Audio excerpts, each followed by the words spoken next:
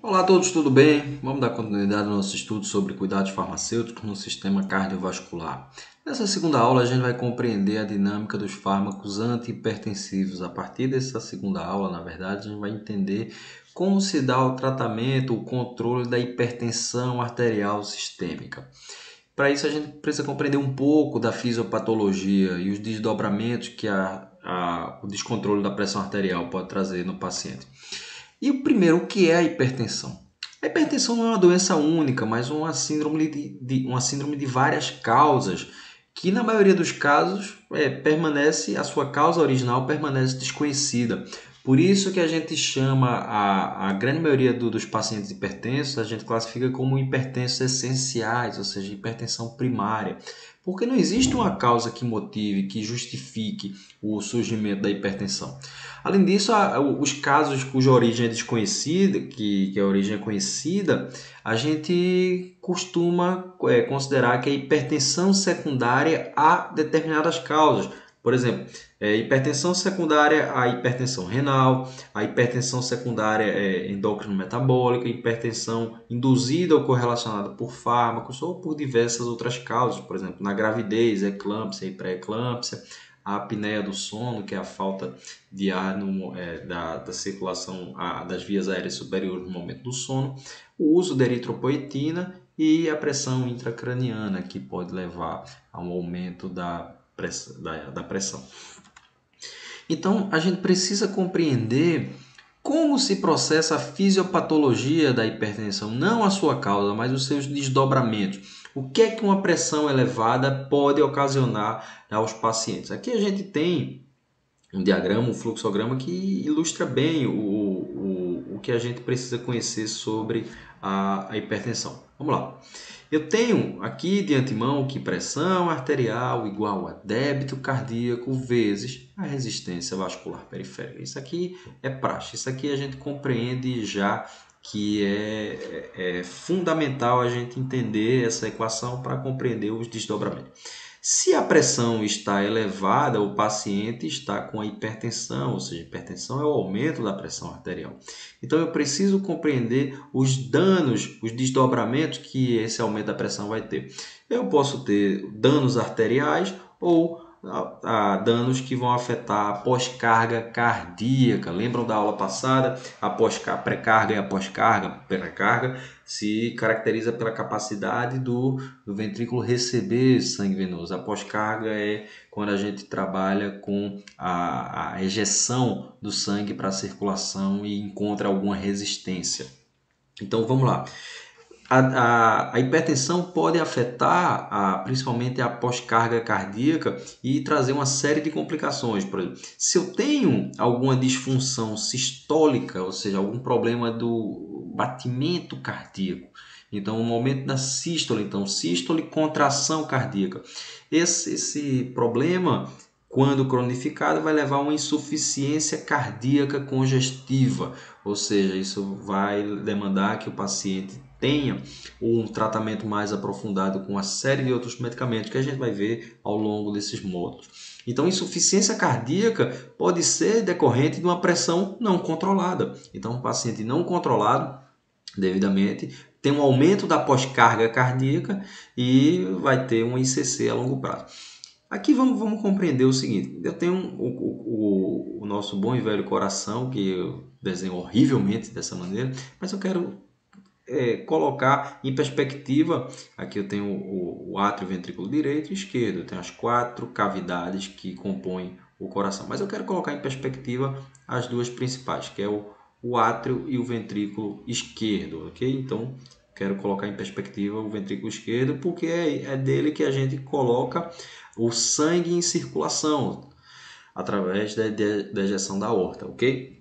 Bom, se eu tenho uma pressão arterial aumentada, isso significa que nos meus vasos eu posso ter uma pressão externa que impeça que haja uma elasticidade maior dos meus vasos. Bom, e o que isso significa? Isso vai gerar uma pós-carga, um aumento da pós-carga, porque eu vou ter dificuldade para que o sangue flua. Então, o sangue que deveria ser ejetado com a fluidez necessária, ou seja, no momento que o sangue fosse batido, os vasos deveriam se relaxar e depois contrair novamente. Mas se eles se encontram no estado de contração, uma resistência aumentada, esse sangue tem uma pouca fluidez. Isso faz com que eu tenha que o coração bater mais, o coração precise compensar esse mecanismo. Mas isso pode me levar a um problema, porque o sangue, em sua totalidade do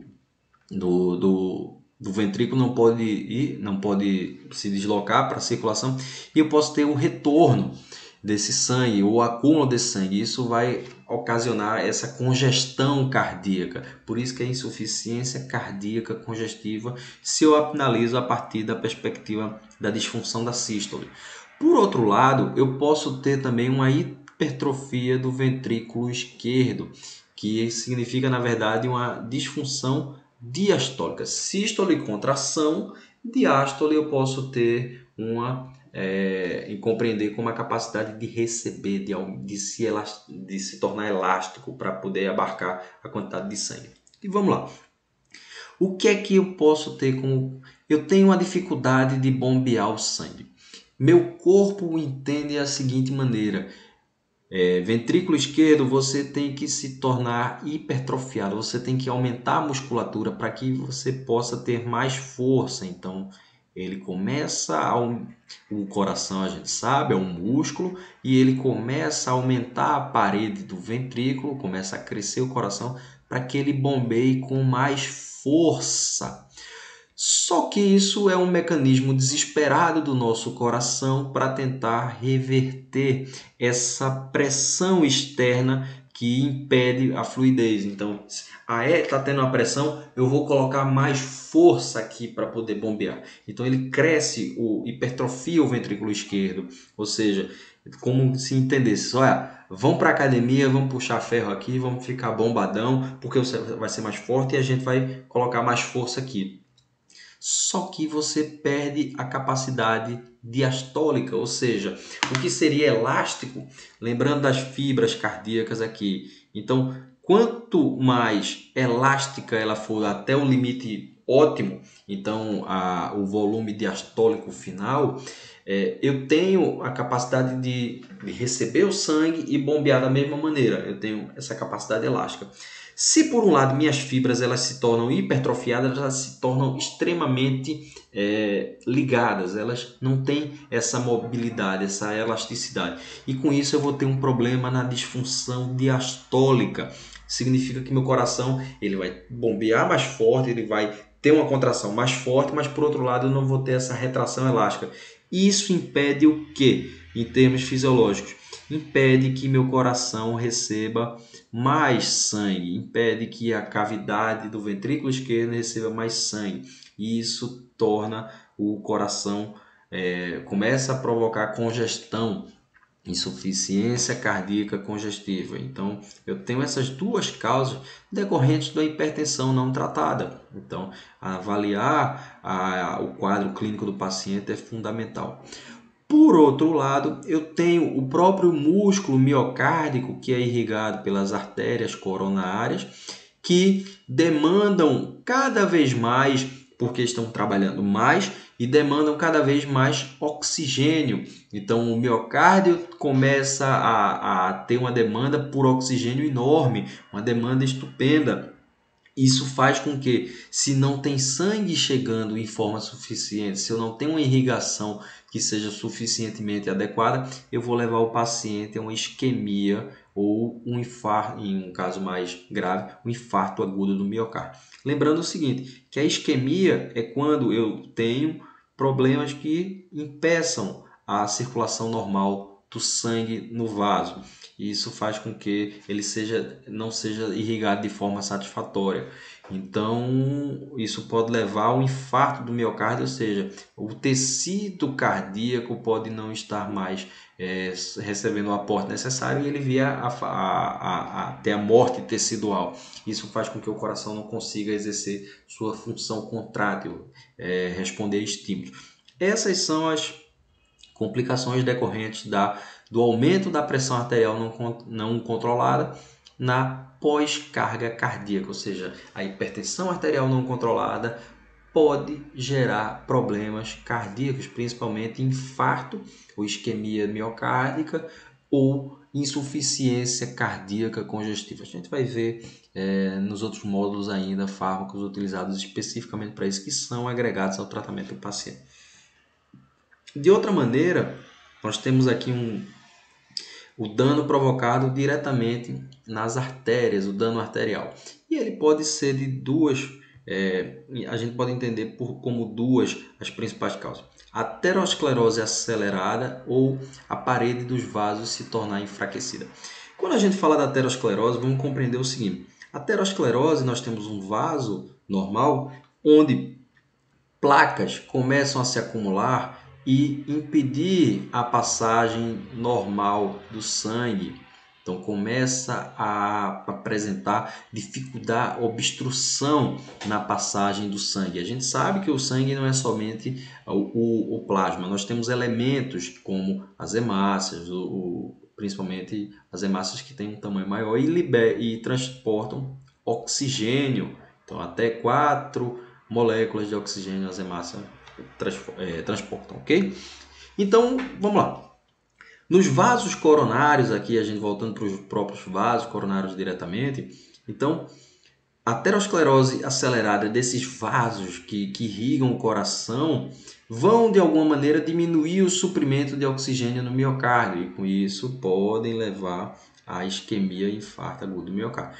Então, para que a gente possa contornar esse processo decorrente da aterosclerose, a gente vai falar sobre os fármacos hipolipemiantes, no módulo exclusivo para o tratamento de fármacos utilizados para diminuir o acúmulo de colesterol no nosso organismo.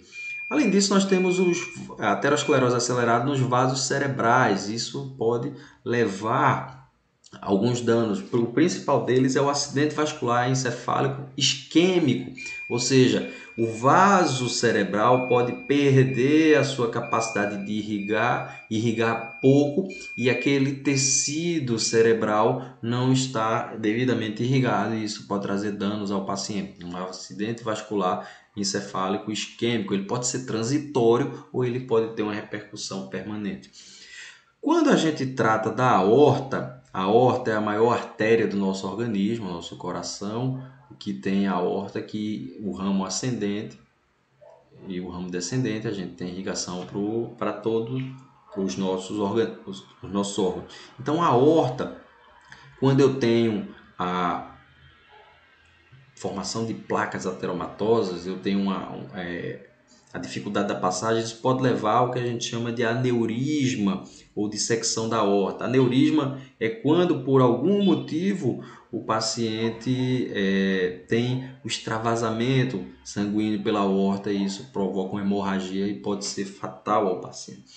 Já quando esse extravasamento pode ser decorrente da acumulação de placas ateromatosas ou ser decorrente das paredes dos vasos estarem enfraquecidas. Então, a própria aorta pode ter o enfraquecimento da parede do vaso. Lembrando sempre o seguinte, o nosso processo de evolução, nosso processo histórico, então vamos analisar o ser humano que existe há milhares de anos e dentro do processo evolutivo a gente vem vivendo cada vez mais com a ajuda de fármacos, com a ajuda de tecnologias. A área da saúde promove, os cuidados de saúde promovem a longevidade da população. E nosso corpo ainda está no processo evolutivo, nós precisamos nos acostumar, entendam nós, o nosso corpo precisa se acostumar com o fato que vai viver até próximo dos 100 anos, por exemplo. Quando há 100 anos atrás, fazendo a correlação, não era comum se viver mais do que 40, 50 anos. Então, nosso corpo tem que se adequar a essa nova realidade. Então, é natural, por exemplo, que o nosso corpo comece a apresentar problemas decorrentes da longevidade. Um exemplo clássico é a calcificação de veias e artérias. Isso faz com que se aumente muito a resistência vascular periférica, porque os vasos se tornam calcificados, eles se tornam menos elásticos e isso aumenta muito a resistência vascular. Isso faz com que muitos pacientes sejam idosos e por si só tem um risco maior de apresentar hipertensão. Então, por essa perda da elasticidade dos vasos. Então, essa perda da elasticidade leva ao enfraquecimento das paredes dos vasos. E outros motivos também, como a deficiência de colágeno, por exemplo, pode levar a uma perda um enfraquecimento das paredes dos vasos. E aqui a gente tem, por exemplo, se forem os vasos cerebrais, isso pode provocar um acidente vascular encefálico hemorrágico. Então, diferente do isquêmico, onde você tem a perda de função do tecido pela não perfusão sanguínea, aqui você tem uma hemorragia. Então, aqui você vai ter um extravasamento sanguíneo, você vai ter um problema que o paciente precisa ser encaminhado diretamente ao serviço de saúde. Se forem nos vasos renais esse enfraquecimento, principalmente no néfron, eu vou levar a nefrosclerose, ou seja, aí continuamente a insuficiência renal. Então a hipertensão não tratada é uma das grandes causas da insuficiência renal, principalmente a insuficiência renal crônica, onde muitos pacientes dependem da hemodiálise, a máquina que filtra o sangue do paciente dia sim, dia não.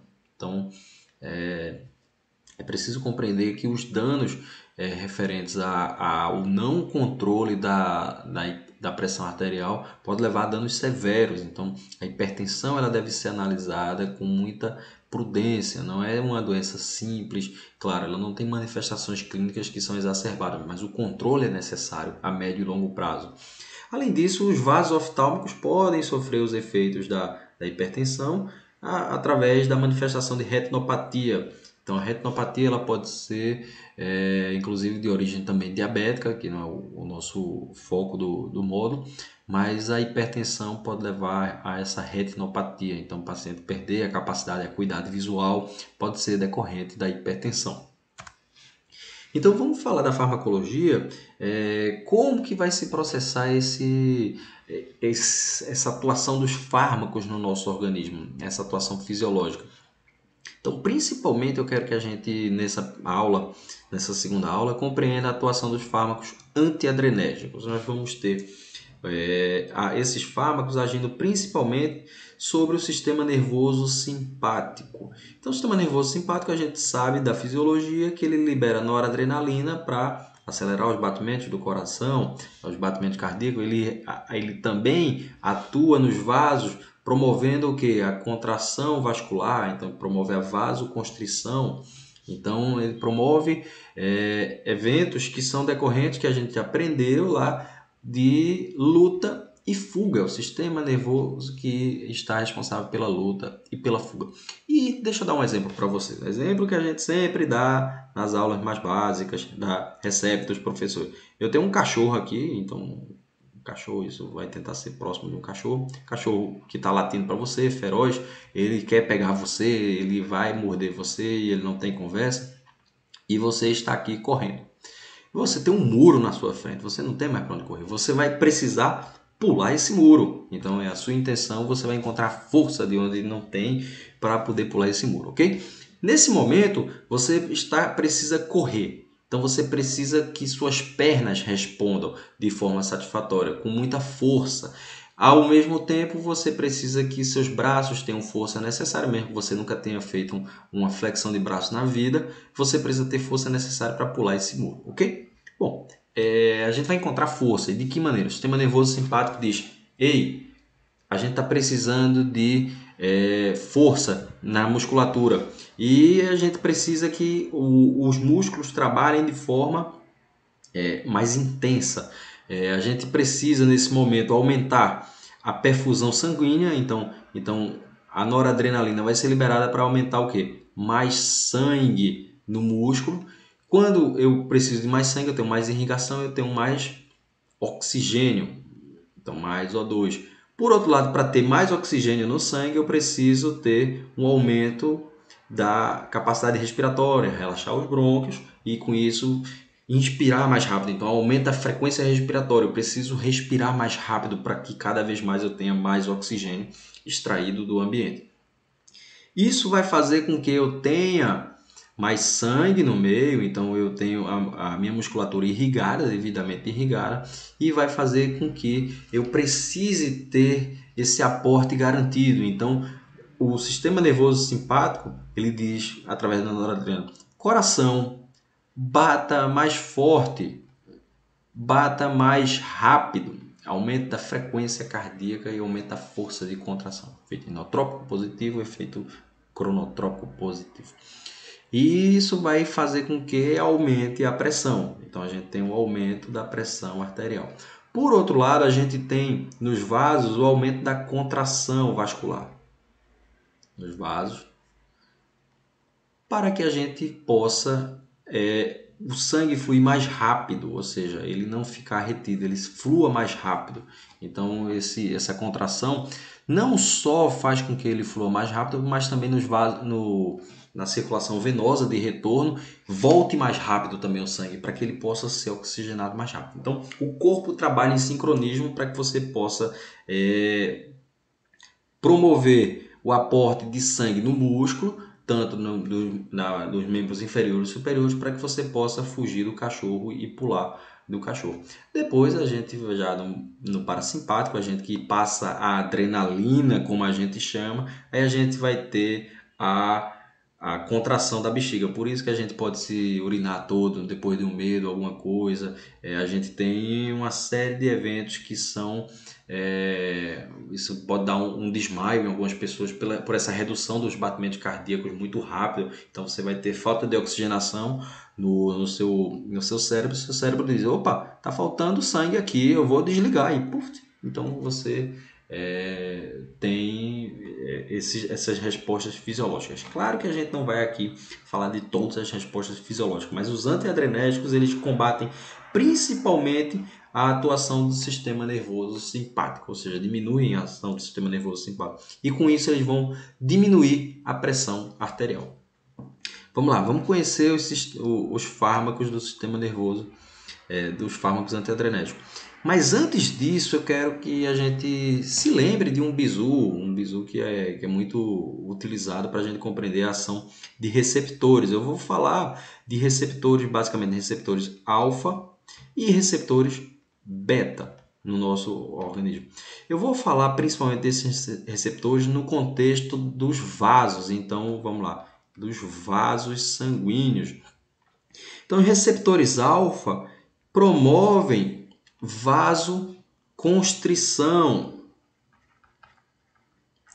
ou seja, eles contraem a atuação pela noradrenalina. A ativação da noradrenalina nos receptores alfa promove vasoconstrição, ou seja, você tem uma constrição do vaso. Por outro lado, os receptores beta promovem, com a ação da noradrenalina aqui, claro, promovem a vasodilatação. E onde estão inseridos os receptores alfa e beta? Bom, alfa principalmente nos vasos, em toda os vasos principalmente e também na musculatura. Vai explicar um pouco onde eles estão localizados e a ação deles. Mas o nosso foco para essa aula vai ser principalmente os receptores beta. Onde estão localizados os receptores beta? Vamos lá. Eu tenho 3 tipos de receptores beta: beta 1, beta 2 e beta 3. Vamos focar no beta 1 e no beta 2. Beta 3 vai estar principalmente localizado na musculatura, no músculo esquelético. A gente vai entender a ação deles, principalmente nos eventos adversos. Mas receptores beta 1 e beta 2 tem um outro bizu para a gente nunca esquecer. Onde é que estão localizados? A gente sempre confunde pulmão e coração. Quem é quem de cada um? Então vamos lá. Aí eu faço a primeira pergunta: quantos corações você tem? Aí você responde: Diego, que pergunta imbecil. A gente só tem um coração. Então, um coração que a gente tem. E nós temos 2 pulmões. Então aqui a gente já tem beta 1 e beta 2. Beta 1 principalmente na musculatura cardíaca, enquanto que beta 2 na musculatura lisa, que recobre os vasos pulmonares. Então, beta 2 principalmente vai estar ligado aos vasos e beta 1 principalmente à musculatura cardíaca, que vai promover a ação farmacológica. E aí a gente vai entender a ação de cada um e entender também os possíveis eventos adversos decorrentes do uso desses medicamentos. E aqui eu quero deixar uma tela em branco. E eu quero convidar vocês para que dêem uma pausa agora e que peguem uma folha de papel em branco, de caderno, o que quer que seja, e que a gente possa montar a ideia da ação farmacológica desses medicamentos, que são os fármacos, vamos aqui, os fármacos antiadrenérgicos.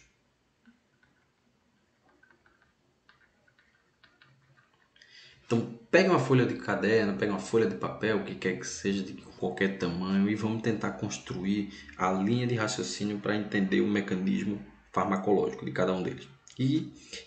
Eu estou fazendo isso porque em sala eu faria isso no quadro. A forma que eu gosto muito de estudar farmacologia e até ministrar as aulas é que a gente tenha todas as informações sobre determinado tema em uma tela. Então, para que a gente visualmente consiga ter a percepção sobre o tema. Então, que a gente tenha já um resumo feito sem que a gente precise, claro, estar fazendo textos enormes. A gente visualmente consiga entender o funcionamento da dinâmica dos fármacos. Eu tenho a primeira classe de fármacos, que são os alfa-bloqueadores. Eu tenho a segunda classe de fármacos, que são os beta-bloqueadores. E eu tenho a terceira classe dos fármacos, que são os bloqueadores centrais. Eu tenho uma classe intermediária que são os alfa-beta bloqueadores. A gente vai ver cada um deles daqui a pouco. Vamos lá. Os alfa-bloqueadores, eu tenho principalmente os fármacos que são os principais fármacos, a prazosina, a terazosina e a doxazosina. Então, esses são os fármacos que são os alfa-bloqueadores. E como eles vão agir? Eles vão agir nos vasos. Então, alfa, receptor, então nos vasos, diminuindo a resistência vascular periférica. Vamos lá. Eu tenho aqui a sinapse que vai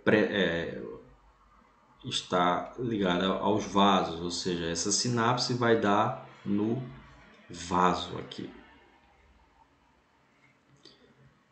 Então, vamos lá. Como ocorre a atuação atuação fisiológica da noradrenalina? A condução do impulso nervoso vem, então eu tenho aqui a despolarização, e esse impulso nervoso faz com que vesículas contendo noradrenalina aqui sejam liberadas no meio, na fenda sináptica.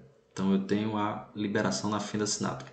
No meu receptor pós-sináptico, eu tenho um receptor alfa, no qual a noradrenalina se liga e promove o efeito fisiológico, que é a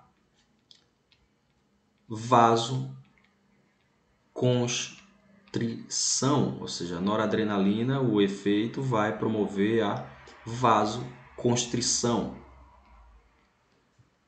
Bom, eu tenho aqui, eu vou até trocar a cor para a gente visualizar como um medicamento. Eu tenho aqui a ação desses fármacos, a prazosina, vou colocar uma bolinha verde aqui, doxazosina. Então, esses fármacos que são alfa-bloqueadores, eles bloqueiam o receptor alfa, ou seja, impedem que a noradrenalina se ligue a esse receptor. Por consequência, impede a propagação do potencial de ação e impedem a vasoconstrição. Isso promove o quê? Diminuição da resistência vascular periférica. Então, ele promove um relaxamento da musculatura lisa vascular. Bom, a gente não tem tantos efeitos positivos na utilização desses fármacos na prática clínica antihipertensiva, por um motivo simples: eles não têm o paciente adquire uma resistência com a utilização desses medicamentos, então eu precisaria de doses muito maiores. Eu tenho efeitos que são decorrentes da utilização, por exemplo, a primeira dose pode levar o paciente a uma hipotensão ortostática, ou seja, baixar demais a resistência do vaso.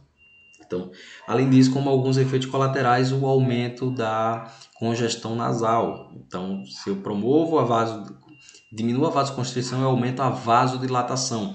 E a congestão nasal é decorrente da vasodilatação da mucosa nasal. Esses fármacos, eles podem ser utilizados, claro, não como monoterapia, mas eles são utilizados, podem ser utilizados como adjuvantes para diminuir a resistência vascular periférica.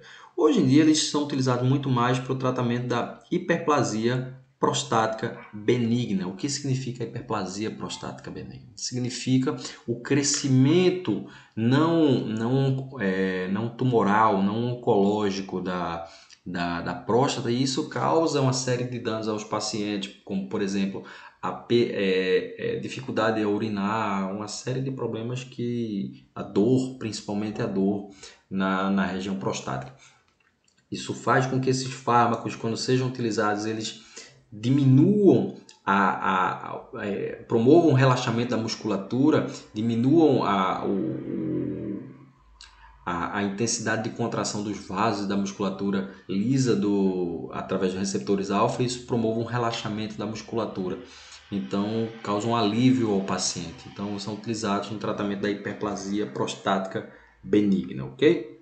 Bom, vamos voltar aqui e vamos falar dos beta-bloqueadores. Então, vou voltar aqui para minha tinta vermelha. Os beta-bloqueadores, eles são divididos em duas grandes classes. Eu tenho aqui aqueles que são não seletivos e aqueles que são os que nós chamamos de seletivos. A gente vai entender melhor o processo de seletividade dos fármacos. Os não seletivos foram os primeiros antiadrenérgicos, foram aqueles que surgiram primeiro. Então, eles atuam nos receptores beta. Então, tanto beta 1 como beta 2. Então, lembrando onde é que estão localizados os receptores beta 1, beta 2. Então, os fármacos, a principal característica dos beta-bloqueadores é atuar no coração, ou seja, diminuindo a frequência cardíaca e diminuindo a força de contração cardíaca. Então, você vai diminuir a força e diminuir a frequência com o bloqueio dos receptores beta. Então, nós temos aqui o protótipo dessa classe dos beta-bloqueadores, que é o propranolol. Então, todos os fármacos que terminam em lol são beta-bloqueadores que derivam da mesma classe. Então, o propranolol ele é muito utilizado ainda, mas cada vez em desuso, cada vez menos novos pacientes agregam a sua farmacoterapia. É um potente beta-bloqueador, mas ele traz uma série de eventos adversos. Porque ele não bloqueia somente o beta-1 cardíaco. O bloqueio do beta-1 cardíaco diminui a força de contração e a frequência cardíaca. Ok, isso é desejado. Mas ele também bloqueia beta-2, então alfa, beta, C e D. Beta-2 está contido principalmente na musculatura pulmonar e no que recobre os bronquíolos, então ele impede a dilatação pulmonar e isso promove o principal evento adverso, que são os broncoespasmos decorrente da utilização desses medicamentos. Então por isso que eles não devem ser utilizados de maneira alguma em paciente com DPOC, com asma, que tenham complicações respiratórias. Além disso, nós temos outros que são o timolol. Então, o timolol ele não é utilizado de forma sistêmica, ele é utilizado no tratamento do glaucoma, ele é utilizado no tratamento intraocular, para o controle do glaucoma, que é o aumento da pressão intraocular. Então, como ele não tem atuação sistêmica, ele tem ação local, independe se ele é um beta-1, beta-2, porque os receptores, principalmente, nós vamos ter a atuação local nos receptores da musculatura oftálmica. Além disso, a gente vai ter o nadolol e o pindolol como representantes dessa classe. Vamos lá. Os não seletivos cada vez menos são utilizados nas novas terapias. Então, os seletivos são mais utilizados. As prescrições são mais voltadas para a prescrição de fármacos seletivos beta-1. Então, o metoprolol, por exemplo, que é o principal representante dessa classe, o atenolol e o nebivolol. O Nebivolol eu quero chamar a atenção daqui a pouco para um efeito sinérgico que ele tem, um efeito que é adicional. Bom, aqui vamos desenhar novamente a nossa sinapse, aqui só que da musculatura cardíaca, né? Então, ele vai trabalhar com a sinapse cardíaca que vai inervar o coração. Nós temos as vesículas contendo noradrenalina, então, que elas são aqui, que a gente já conhece. Então, a condução do impulso nervoso, a estimulação nervosa, promove a liberação da noradrenalina. A noradrenalina é liberada na fenda sináptica e nós temos aqui o receptor beta 1 contido no neurônio pós-sináptico. Falhou a memória agora. Neurônio pós-sináptico. Pois bem, esse neurônio pós-sináptico beta 1 vai diretamente estar ligado com o coração. Bom, nesse momento, a ativação do beta 1 vai promover o quê? Aumento da frequência cardíaca e aumento da força de contração. Esse efeito sobre o receptor beta 1, ele para mim, num paciente hipertenso, ele é indesejado. Ele denota que há um descontrole, então eu preciso que ele diminua. Então, nesse momento, eu vou até mudar de cor aqui. Então, vamos lá, escolher uma cor azul. Pronto. Esses fármacos, tanto o propranolol, como o metoprolol, o atenolol, eles vão se ligar nos receptores pós-sinápticos, impedindo que a noradrenalina se ligue e, com isso, impedindo a condução do impulso nervoso que vai fazer com que o coração aumente a frequência e aumente a força de contração. Então, ele bloqueia essa atuação simpática, impedindo que o coração tenha mais estímulo para aumentar a frequência e tenha mais estímulo para aumentar a força de contração. O Nebivolol ele tem uma atuação que a gente vai compreender como adicional, que é a atuação decorrente da liberação de óxido nítrico. Óxido nítrico a gente vai ter um módulo sobre vasodilatadores. E o óxido nítrico promove um relaxamento da musculatura vascular, isso diminuindo a resistência vascular periférica. Isso se torna interessante do momento que a gente compreende que você vai ter uma atuação que vai promover diminuição do débito cardíaco e também a diminuição da resistência vascular periférica. Então, os beta-bloqueadores eles podem ser classificados em não seletivos e seletivos que são mais utilizados atualmente, metoprolol, atenolol. E a gente vai ver algumas características farmacológicas depois sobre cada um deles. Nesse momento, a gente tem aquele limbo, ou seja, aqueles que são considerados alfa e beta bloqueadores. Deixa eu colocar aqui. Os alfa e beta bloqueadores. Vamos lá. Nós temos dois representantes dessa classe, que é o labetalol e o carvedilol. Bom, o labetalol principalmente age nos receptores alfa, diminuindo a resistência vascular periférica, mas ele também age nos receptores beta em menor intensidade. Ele é muito útil para emergências hospitalares. O carvedilol ele age tanto em alfa, mas ele age muito mais em beta, ele tem uma ação muito mais seletiva para beta.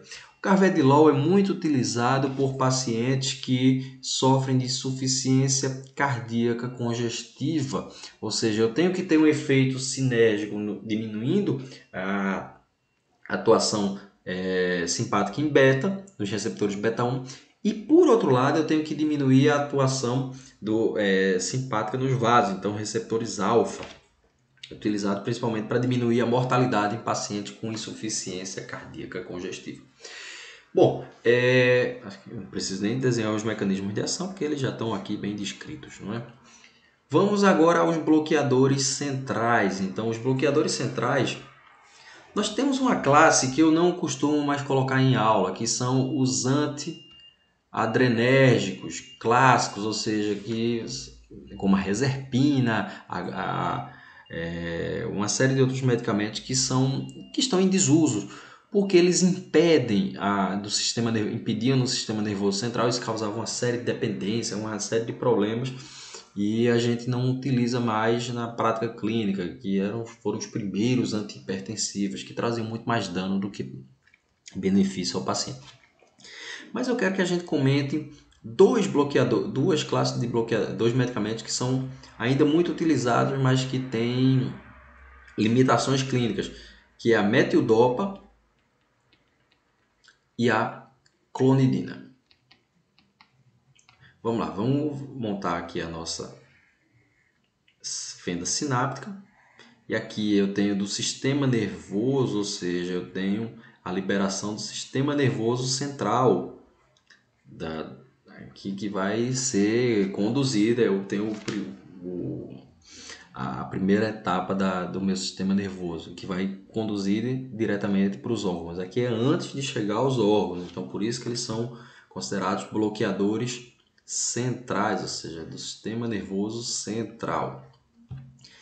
A metildopa, ela é um fármaco que ela vai envolver agir impedindo a produção da noradrenalina. E como a noradrenalina é produzida no nosso organismo? A noradrenalina, que é proveniente da dopamina, que é proveniente da dopa, que é proveniente do aminoácido tirosina. A tirosina é convertida em dopa pela tirosina hidroxilase. Depois eu vou ter uma imagem que vocês vão ver o nome direitinho de cada uma. Então, a tirosina hidroxilase. A dopa é convertida em dopamina pela dopa descarboxilase. Então, a dopa descarboxilase converte a dopa em dopamina. E a dopamina é convertida em noradrenalina pela dopamina beta-hidroxilase. Ou seja, essas três enzimas promovem a ação a formação da noradrenalina, que ela vai ser armazenada em vesículas e, a partir da condução do impulso que provém do sistema nervoso central, ela vai liberar a noradrenalina no meio para atuar em receptores alfa ou receptores beta, dependendo da localização, para onde vai o impulso, ok?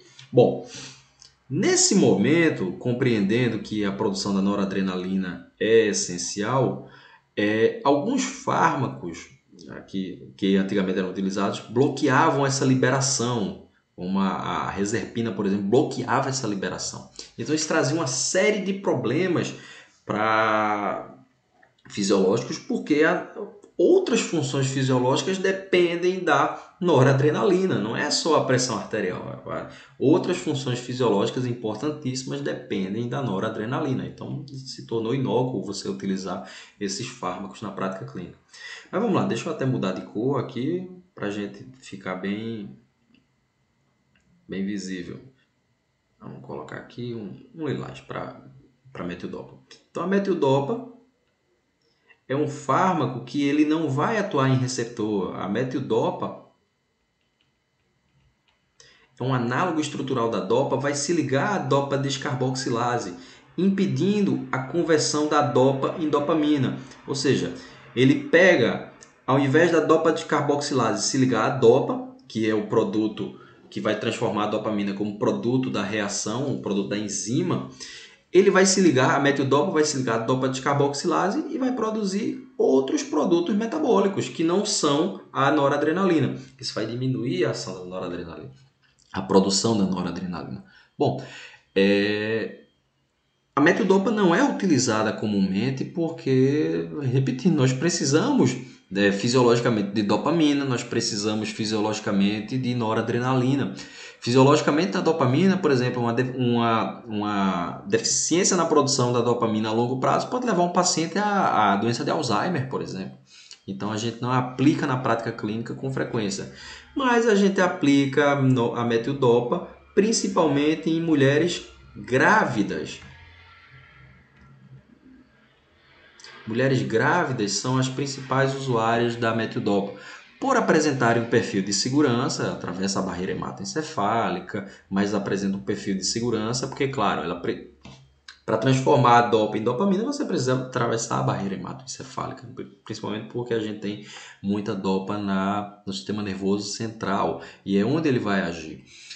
E isso faz com que a gente tenha um perfil de segurança, porque veja bem, se eu utilizo um outro medicamento que possa provocar uma alteração cardiovascular, por exemplo, a partir dos receptores beta, então como utilização de propranolol ou metoprolol, por exemplo, isso pode trazer arritmia, pode trazer uma alteração do ritmo cardíaco da paciente.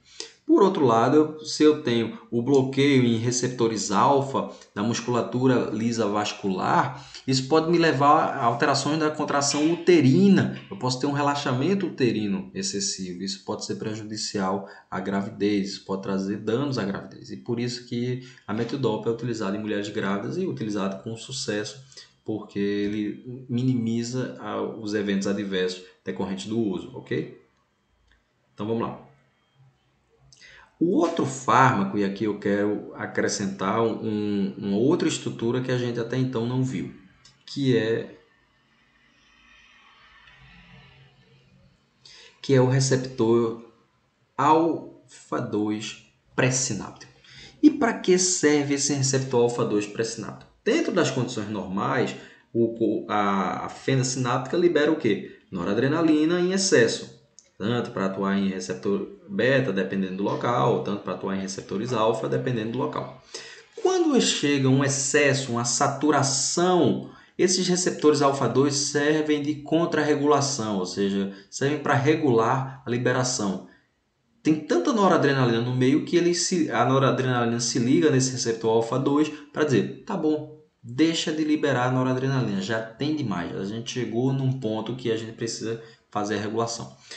Todas as funções fisiológicas do nosso corpo têm mecanismos de regulação, ou seja, você libera e ao mesmo tempo deixa de emitir o sinal para liberar. Isso faz com que você tenha a racionalidade. Senão você fica liberando noradrenalina ad eterno e o paciente não vai ter o controle fisiológico.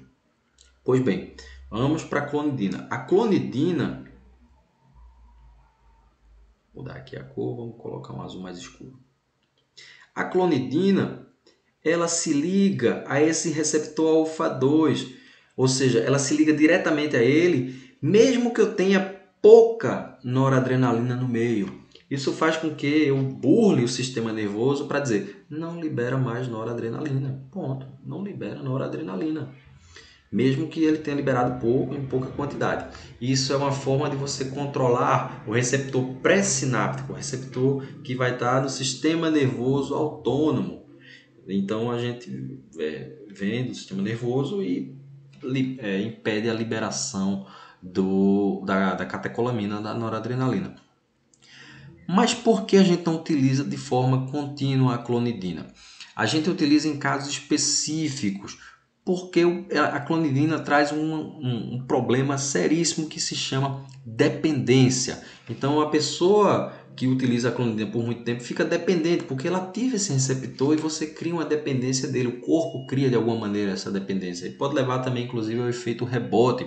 Ou seja, no momento que você não utiliza, o corpo traz uma descarga adrenérgica muito grande. É como se dissesse, tá vendo? Eu estou liberando demais noradrenalina. Me dá aquela clonidina de volta. É como se desse um recado para o organismo. A clonidina ela é utilizada principalmente em crises hipertensivas de pacientes que estão em tratamento de abstinência de drogas, como a nicotina, como o álcool, outras drogas sintéticas utilizadas de uso recreacional. Então, no tratamento essas doenças trazem o que a gente chama de efeito rebote, ou seja, o efeito decorrente da abstinência. E você começa a ter crises de ansiedade, crises hipertensivas, o corpo começa a ter a atuação simpática muito exacerbada. E a clonidina surge para minimizar esse impacto provocado por essas crises. Claro que ela depois deve ser retirada. Além disso, a clonidina é utilizada muito para uma doença chamada síndrome das pernas inquietas, ou seja, a descarga adrenérgica é muito grande e a pessoa fica com a perna o tempo todinho em movimento. Então, é utilizado também na síndrome das pernas inquietas. Bom, esses eram os fármacos antiadrenérgicos que a gente teria que abordar nessa aula hoje. Eu vou comentar cada um deles, algumas peculiaridades nos slides subsequentes. Eu quis que a gente montasse o mais próximo possível do que seria em sala de aula. Que eu estaria desenhando com vocês, esquematizando tudo isso no quadro para que a gente pudesse compreender a dinâmica dos fármacos e entender os locais de ação. E eu espero que nas próximas aulas também a gente consiga manter essa dinâmica, porque particularmente eu compreendo que é uma forma da gente revisar a fisiologia e entender como os fármacos vão agir. Não adianta a gente decorar mecanismo de ação, precisa compreender a fisiologia antes de tudo, como eu disse no final da aula passada para vocês. Fármacos não produzem efeito, eles vão modular funções fisiológicas. Então, relembrando aqui alguns tópicos que nós vimos, os alfa-bloqueadores, por exemplo, que bloqueiam seletivamente os receptores alfa-1 adrenérgicos. Como efeitos, eles impedem a vasoconstrição simpática, eles vão reduzir o tônus da musculatura lisa simpática. Então, os principais fármacos são a prazosina, a terazosina e a doxazosina. Por diminuírem a resistência vascular periférica, diminuem a taquicardia reflexa e podem diminuir também o efeito hipotensor. Geralmente é associado a um beta-bloqueador, um diurético que a gente vai ver nas próximas aulas. Como efeito adverso tem a hipotensão de primeira dose, aquela hipotensão ortostática que eu falei para vocês após a primeira dose. A tolerância por necessidade de um ajuste crescente da dose, então isso se torna um empecilho à prática clínica. A congestão nasal, por promover vasodilatação na mucosa nasal, isso causa um congestionamento nasal. Impotência sexual, ou seja, problemas na ejaculação masculina e incontinência urinária em mulheres, por promover esse relaxamento da musculatura da bexiga, principalmente da bexiga, que sofre uma contração muito maior por conta do útero. Então, os beta-bloqueadores têm como mecanismo de ação o bloqueio da ação das catecolaminas nos receptores beta. Como efeito, ele vai diminuir o débito cardíaco e, por consequência, a secreção da renina, que a gente vai ver na próxima aula. Os eventos adversos, broncoespasmo, principalmente pela ativação de bloqueio do receptor beta-2. Então, todo cuidado no paciente que é asmático ou que tenha problemas respiratórios. Então, a gente deve evitar o uso de beta-bloqueadores, principalmente os não seletivos. A insuficiência circulatória periférica, ou seja, você vai ter a atuação periférica também dos fármacos, as bradiarritmias, ou seja, por diminuir o ritmo cardíaco, mascaramento da hipoglicemia em diabetes mellitus, distúrbio na condução do átrio ventricular por promover uma certa arritmia, astenia e disfunção sexual alterada. Então, algumas interações são significativas, por exemplo, a insulina e hipoglicemia desorais vão mascarar a hipoglicemia e o bloqueio da mobilização de glicose, ou seja, ele vai, de alguma maneira, esses medicamentos vão causar o aumento da glicemia nos pacientes. Então, a utilização desses medicamentos vai mascarar uma possível hipoglicemia nos pacientes. Com cimetidina, com lidocaína, vários constritores nasais, então podem aumentar a pressão arterial, essa interação, e a interação com diltiazem e verapamil. Esses fármacos a gente vai ver em vasodilatadores e antiarrítmicos que eles são utilizados, por diminuir a atividade dos nodos sinoatrial e atrioventricular. O bloqueio do receptor de beta-2 não cardíacos, e aí é a derivação dos efeitos sobre a glicemia, aumenta a resistência das vias respiratórias, inibe a glicogenólise, ou seja, é por isso que a gente tem esse problema em pacientes com perfil glicêmico alterado, e a lipólise induzida pelas catecolaminas, e impede o efeito vasodilatador das catecolaminas nos vasos sanguíneos. Eles podem ser considerados de primeira e segunda geração, os de primeiro os não seletivos e segundo os seletivos, e contraindicação formal para DPOC e asma, que a gente comentou, bloqueio atrioventricular de segundo e terceiro graus, intolerância à glicose, que pode induzir o diabetes mellitus em alguns pacientes. E a hipertrigliceridemia, ou seja, a alteração do triglicerídeo, diminuir o HDL, que é o colesterol bom, e aumentar o LDL, que é o colesterol ruim. Então, os bloqueadores não seletivos e seletivos estão aqui dispostos. E o propranolol, que é o protótipo dessa classe, né? Então foi o primeiro a ser lançado. Metoprolol e atenolol são os mais utilizados atualmente, então tem baixa afinidade pelos receptores beta-2, não é que não tenham, ele tem baixa afinidade. Lembrando aqui também que o metoprolol, farmacocineticamente, ele tem um tempo de meia-vida muito baixo. Então eu preciso de comprimidos de liberação prolongada para manter a ação durante 12, 24 horas, dependendo da utilização. O atenolol ele também tem um tempo de meia-vida baixo, mas ele produz metabólitos ativos que vão continuar exercendo seus efeitos antihipertensivos. Então, alguns outros beta-bloqueadores, como o nadolol, o cartelol, que não são seletivos, o beta-oxalol, o timolol, que é utilizado no glaucoma, e o nebivolol, como a gente viu, que é beta-1 seletivo, ainda tem essa ação vasodilatadora adicional com a liberação de óxido nítrico. Os alfa e beta bloqueadores, o carvedilol diminui as mortes, né, por ICC e atua em receptores alfa e principalmente beta 1 cardíaco. Já o labetalol ele atua principalmente em alfa, tem uma ação pequena, uma ação discreta nos receptores beta, mas ele atua mais em alfa, diminuindo a resistência vascular periférica, que é muito útil em emergência. Então a gente tem aqui um quadro de algumas características farmacológicas e frequência de uso, isso é a diretriz da Sociedade Brasileira de Hipertensão. E os bloqueadores centrais, eles têm principalmente a clonidina aqui, né, estímulos a receptores alfa-2 simpatoinibitórios, diminui a atividade simpática, diminui o reflexo barorreceptor, pode provocar bradicardia reflexa, então que é um efeito desejado até certo ponto, diminuindo a atividade da atividade cardíaca. Então, a clonidina diminui o débito cardíaco, diminui a frequência cardíaca e diminui a resistência vascular periférica pelo bloqueio da liberação da noradrenalina. Então, como efeito adverso principal, a boca seca, a sedação, efeito rebote, quando associado principalmente a um beta-bloqueador, disfunção erétil.